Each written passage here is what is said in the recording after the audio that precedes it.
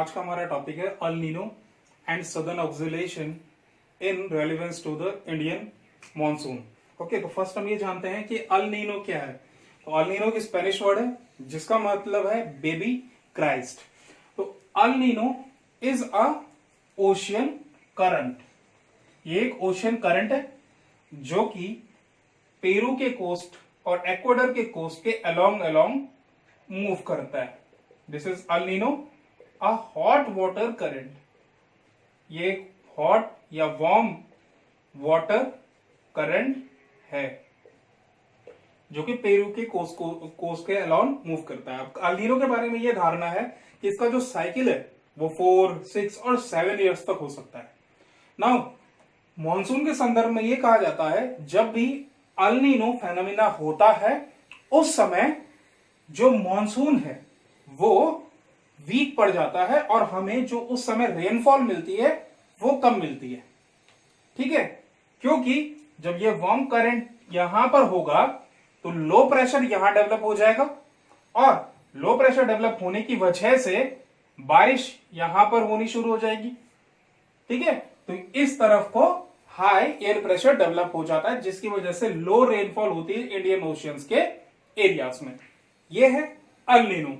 Now southern oscillation, sir Walker ने इसको invent किया था जिसकी वजह से इसे वॉल्कर ऑक्सिलेशन भी कहा जाता है। इसमें उन्होंने एक सिंपल ऑब्जर्वेशन को फाइंड आउट करा कि जब भी इंडियन ओशियन या Pacific ocean, for example Indian ocean के आसपास लो प्रेशर होगा और पैसिफिक ओशियन के आसपास हाई एयर प्रेशर होगा, उस समय हाई एयर प्रेशर वाले एरिया से जो विंड है ऑब्वियसली बात है अलोंग इक्वेटर के अलोंग, अब ये जो गतिविधि होती है इक्वेटर के अलोंग होती है। ठीक है, तो ऑब्वियसली बात है कि हाई एयर प्रेशर एरिया से लो एयर प्रेशर की तरफ हवाएं चलेंगी। अब लो एयर प्रेशर में क्या होगा कि जो वर्टिकल एयर्स है, वर्टिकल हवा ऊपर उठेगी क्योंकि लो एयर प्रेशर होने की वजह से। अब लो एयर प्रेशर क्यों हुआ? टेम्परेचर ज्यादा होने की वजह से। टेम्परेचर ज्यादा होने की वजह से this is Darwin coast of Australia and this is Tahiti island in America. ठीक है, तो हवा जो है वो वर्टिकली कन्वेक्टिव करंट ऊपर उठेंगे। This is ascending air. भाई जहां पर भी समुद्र में लो एयर प्रेशर होगा या कम दबाव का क्षेत्र बनेगा वहां पर जो हवा है वो ऊपर उठेगी, असेंडिंग एयर। ठीक है, असेंडिंग एयर होगी। अब जो ये हवा ऊपर उठेगी तो ये गर्म हवा है और ये बादल बनेगी। ये कंडेंस होने के बाद यहीं पर बारिश कर देगी। ठीक है, अब इससे वेपर तो अलग हो गई लेकिन जो एयर है वो कूल डाउन होने के बाद low pressure area, high pressure area की तरफ मूव कर जाएगी, ठंडे इलाकों की तरफ मूव कर जाएगी। और ठंडे इलाकों की तरफ मूव करने के बाद ये हवा यहां पर डिसेंडिंग विंड के तौर पर, डिसेंडिंग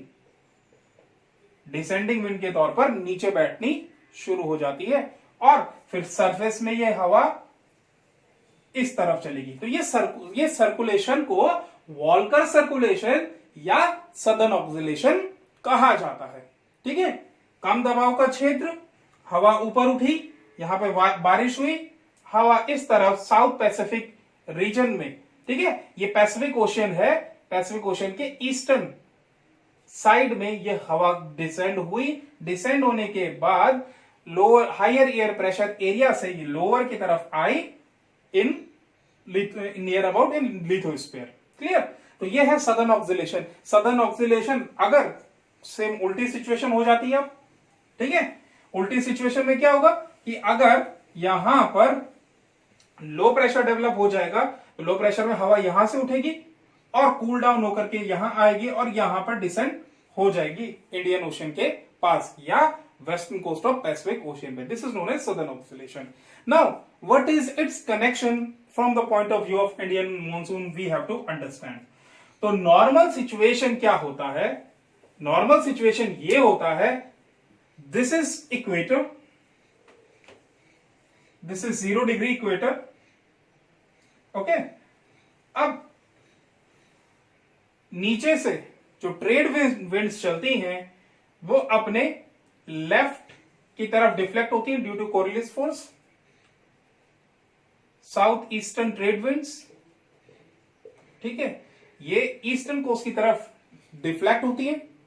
तो जनरल नॉर्मल कंडीशन में जब ये विंड्स चल रही होती हैं उस समय जो हाई प्रेशर है वो पैसिफिक ओशन के वेस्टर्न साइड पर होता है, सॉरी लो प्रेशर जो है वो पैसिफिक ओशन के वेस्टर्न साइड पर होगा, ठीक है।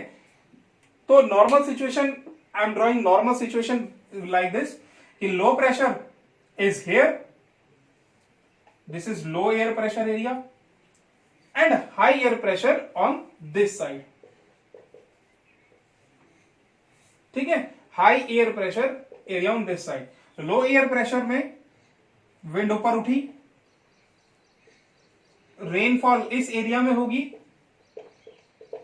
एंड कूल डाउन होने के बाद ये हाई एयर प्रेशर की एरिया की तरफ जाएगी और नीचे बैठ जाएगी हवा, और अगेन ये विंड दोबारा इस तरफ मूव करेगी। तो generally south eastern trade winds की वजह से इन विंड्स जो एयर प्रेशर है वो इस तरफ को शिफ्ट हो जाता है। But this is a normal picture, okay, but at the time of el nino southern oscillation get changed, southern oscillation el nino के समय चेंज हो जाता है। जो साउथ ईस्टर्न ट्रेड विंड्स हैं वो वीक हो जाती हैं, और साउथ ईस्टर्न ट्रेड विंड्स के वीक होने की वजह से जो लो प्रेशर है वो ईस्ट पैसिफिक ओशियन के साइड में क्रिएट हो जाता है। लो एयर प्रेशर यहां पर क्रिएट हो जाएगा और हाई एयर प्रेशर यहां क्रिएट हो जाता है। तो जिस जगह में लो एयर प्रेशर क्रिएट होगा वहां पर डेवलप हो जाएगा El Nino, this is a warm air current, El Nino develops on this area, okay. अब अल नीनो यहां डेवलप होने की वजह से जो वर्टिकल एटमॉस्फेयर में ऊपर हवा उठेगी वो वार्म एयर होगी, और जो बारिश होगी वो इस एरिया में हो जाएगी, और इस वजह से पेरू और इक्वेडर एरियाज में बहुत डिजास्टरस बाढ़ और बहुत ज्यादा डिजास्टरस सिचुएशन वहां पर बन जाती है, बहुत ज्यादा बाढ़ वहां पर आती है, ठीक है। इसको मिथिकल रूप में श्राप भी माना जाता है, और रिसेंटली वहां पे फाइंडिंग मिली है, 14 ईयर से छोटे बच्चों के कंकाल मिले हैं वहां पर, ठीक है, जिसमें बलि की प्रथा को भी समझने की कोशिश की गई है उसमें, कि बलि दी जाती थी उन एरियाज में छोटे बच्चों की, ताकि इस अल नीनो के फेनोमिना से बच सके। तो ये बहुत बड़ा डिजास्टरस फेनोमिना है पेरू के लोगों के लिए, for people of Peru, disastrous phenomena. अब cold wind will shift towards western side of Pacific Ocean, okay, cold wind will shift towards western side of Pacific Ocean. Cold wind अब इधर shift हो जाएंगी, तो कोल्ड विंड क्यों shift हुई? क्योंकि high air pressure है, south eastern trade winds weak है ना, south eastern trade winds are weak and this will move towards this area. तो यहां पर जो है वो कम दबाव का क्षेत्र बन जाएगा और टेम्परेचर जो होगा वो कम होगा, तो यहां पर रेनफॉल कम होती है। और इंडिया पे इस पे इफेक्ट क्या होता है कि जो इंडियन ओशियन है वो मॉइस्चर यहीं से पिक करता है, Indian ocean picks moisture from here in this situation, okay. और जो बारिश है इंडिया के ऊपर वो भी कम हो जाएगी। So this is all about the topic of el nino and southern oscillation. Thanks for listening.